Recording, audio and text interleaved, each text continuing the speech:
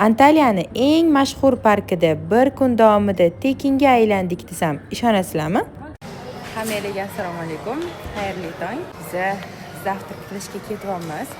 Ana undan keyin bugun Masha Medvedda domika bor, uyi. O'sha yerga boramiz. Baba, bizlar uyimizda.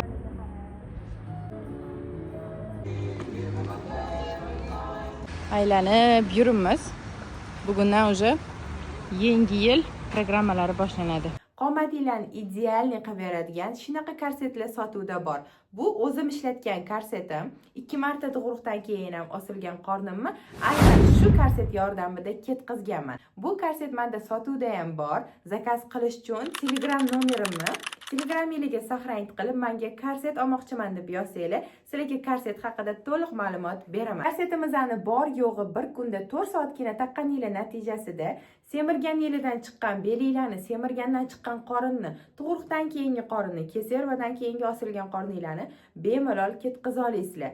Yana ham to'liq ma'lumotni sizlarga Telegramdan beramiz. Masha Medvedda haqiqiy uyini ko'rganmisizlar? Ko'rmagan bo'lsanglar, ketdi sizlarga o'zim ko'rsataman. Ayiq uyiga kirganinglarda o'zingizlarni xuddi o'sha multfilmga tushib qolgandek his qilasizlar. Bu multfilmni bolalarim bilan kuni bilan ko'ramiz.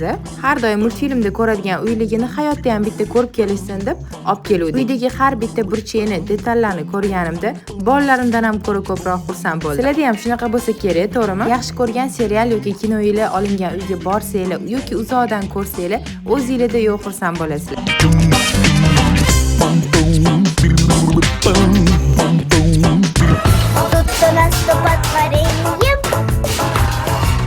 Ayiq uyini ko'rganimizdan keyin Mashani uyiga kirdik. Mashani uyi shunaqa suvda ekskursiya qilinar ekan. Ekskursiya paytida multfilm eng mashhur joylarini живой ko'rsanglar bo'ladi. Bu joylarni to'liq obzorini storiesimga qo'ydim. Biz yashayotgan mehmonxonada turadiganlarga bu joylarga kelish mutlaqo bepul. Mehmonxonaning nomini sizlarga opisaniyada qoldiraman. Antaliyaga kelsanglar, albatta bu joylarni farzandingizlarga ko'rsatinglar. Qizim Muslima uchun menimcha bu kunlar juda ham esda qolarli bo'ldi. Masha Medvedda uyini ko'rib bo'lishimiz bilan multfilm qahramonlarini o'zligiga kelib qolishdi va esdalik uchun ular bilan bitta rasmga tushib oldik.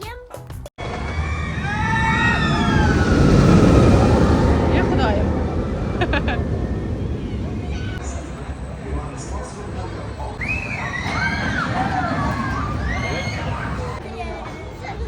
Qalay bo'l.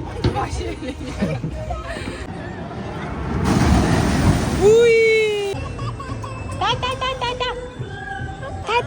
Ta.